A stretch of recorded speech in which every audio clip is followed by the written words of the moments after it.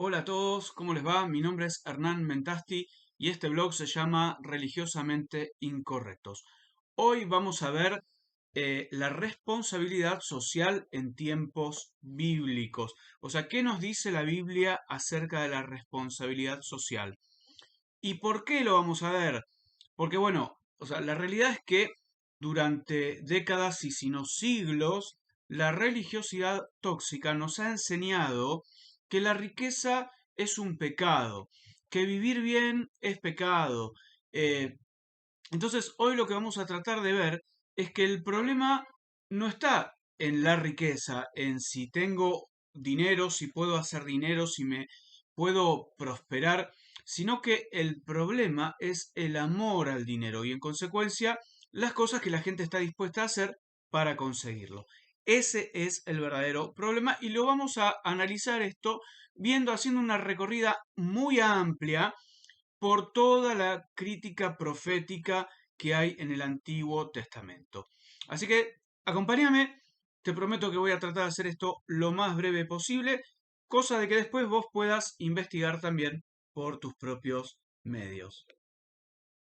Mirá lo que dice la Biblia en Deuteronomio capítulo 8, versículos 12 al 14. Dice, Cuando te sientas satisfecho y hayas prosperado y edificado casas hermosas donde vivir, o sea, es decir, ¿no? Dios te dice, cuando lo hayas hecho, si lo hiciste es porque lo pudiste hacer, ¿sí?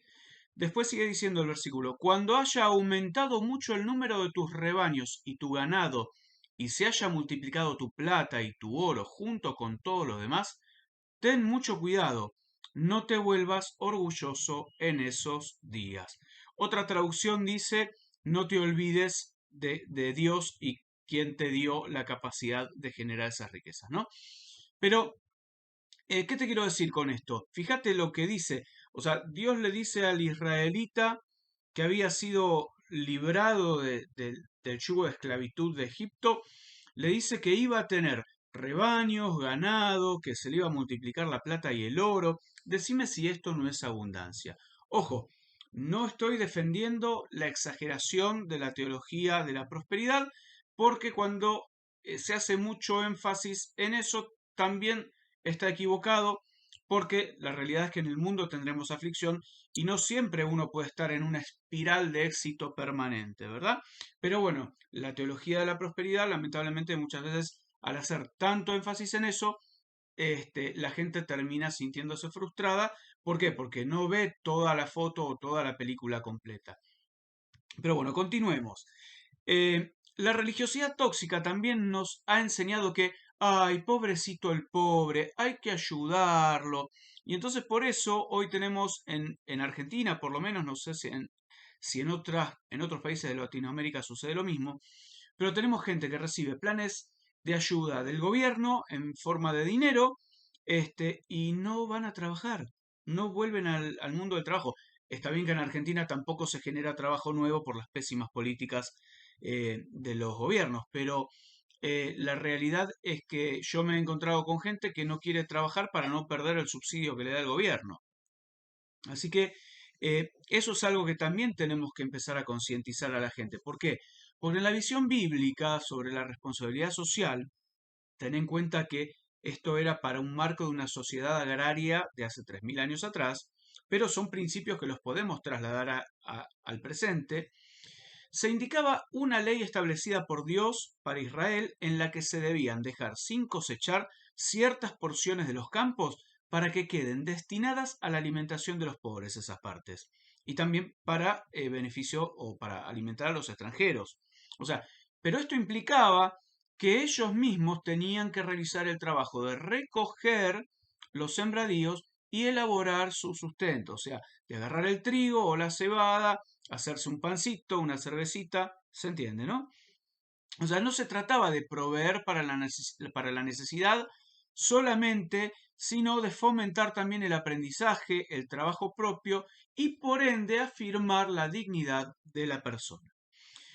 Eh, Cuando en el interior de las nacientes comunidades de la fe cristiana primitiva, también porque también pasó, se detectó a vivillos que querían ser parte del grupo para que les den un sustento sin trabajar ni colaborar de forma alguna, el apóstol Pablo fue muy duro y dijo a los tesalonicenses, si alguno no quiere trabajar, tampoco coma. O sea, está claro que la vagancia no está bien vista en la Biblia. Después podemos ver, o sea, hay gente que con sus talentos podrá hacer más, gente que podrá hacer menos, pero la idea no es el ocio y la vagancia. Bueno, punto número 2. Necesitamos de una sociedad libre y justa, ¿sí? Porque si no es imposible prosperar y crecer. Mira, en el Antiguo Testamento la actividad de los profetas en Israel fue muy intensa. De hecho, en el Antiguo Testamento hay unos cuantos libros que son de profetas, escritos por profetas o sus escuelas proféticas. Pero la principal función de estos profetas, además de a veces dar profecías mesiánicas y hablar acerca de Jesucristo, eh, era también de anunciar la voz de Dios al pueblo mediante la crítica a la sociedad. Y estos anuncios tenían que ver con códigos morales, con valores éticos o espirituales, que toda comunidad o la comunidad de Israel tenía que entender, asimilar para poder vivir, disfrutar, compartir y aplicar, ¿sí?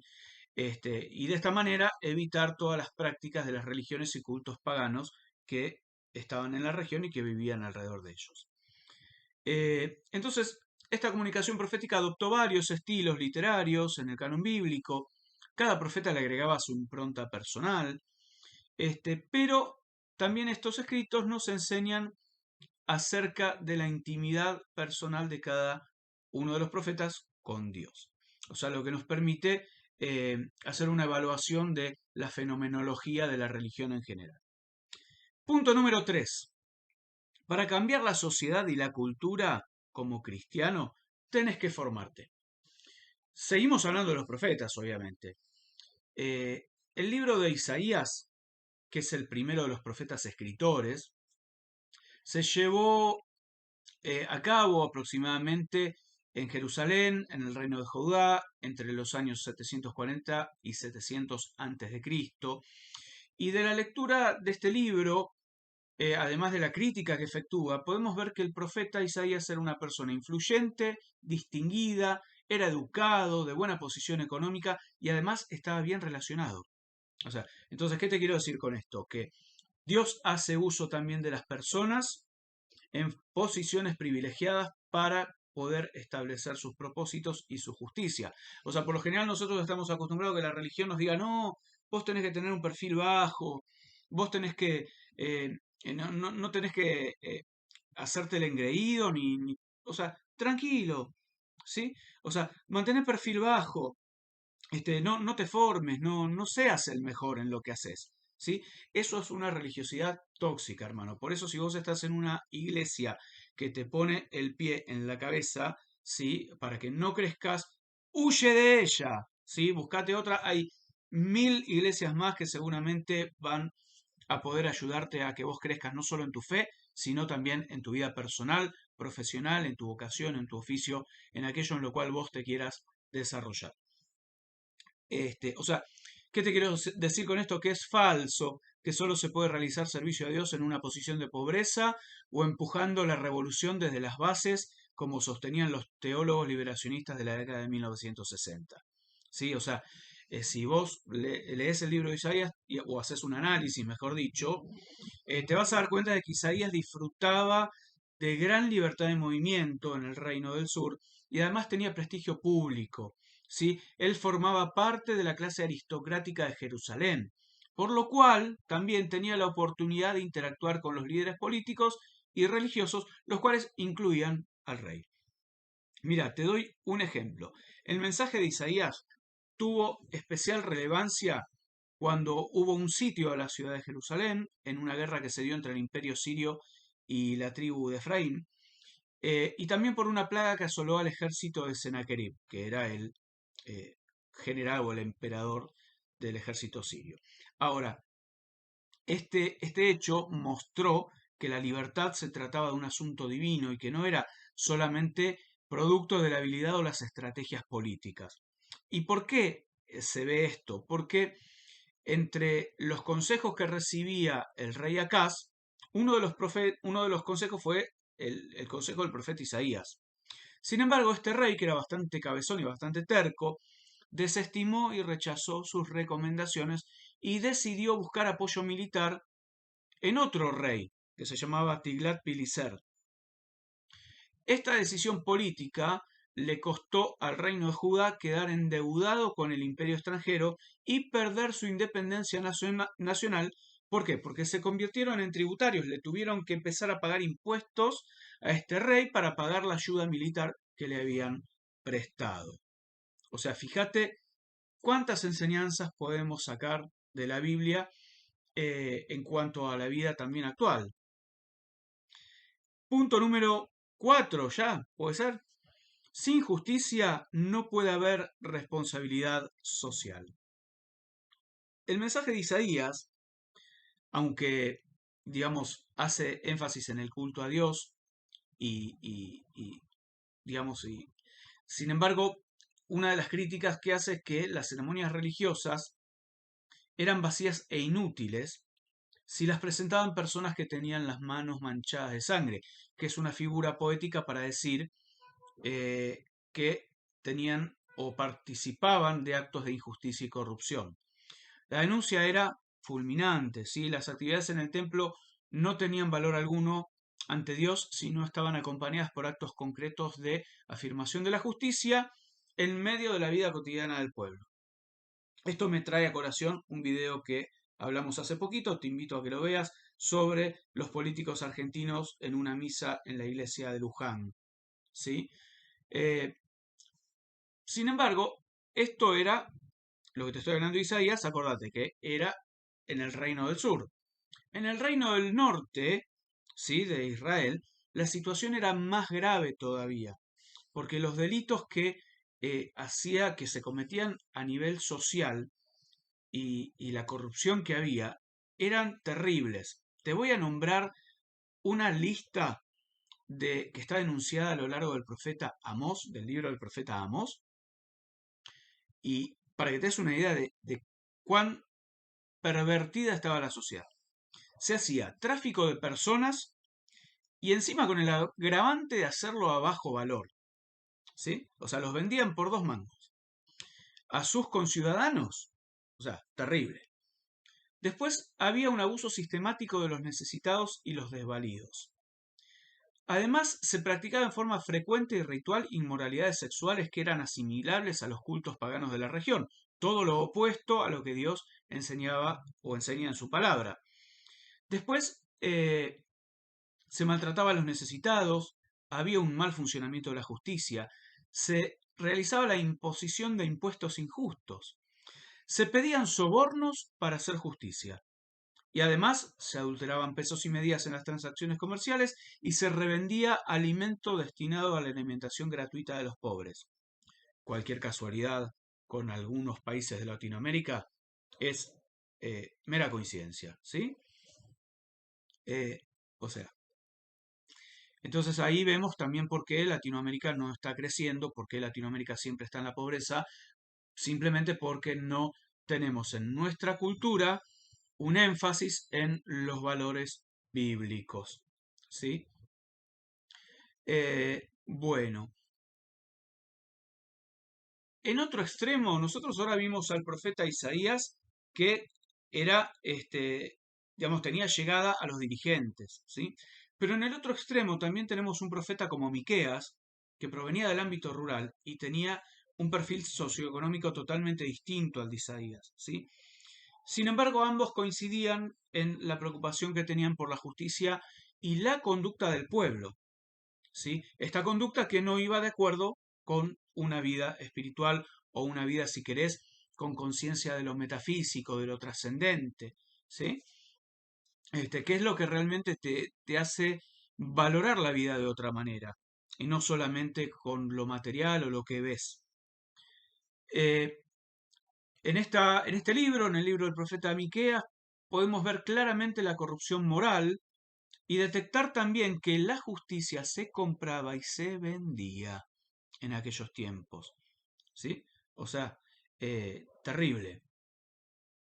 Entonces, bueno, para ir terminando, ya vamos llegando al tramo final, eh, podemos ver que en los tiempos de los profetas mencionados también se produjo la aparición de latifundios o grandes terrenos agrarios que estaban concentrados en las manos de unos pocos, de una nueva aristocracia que se había formado en Israel.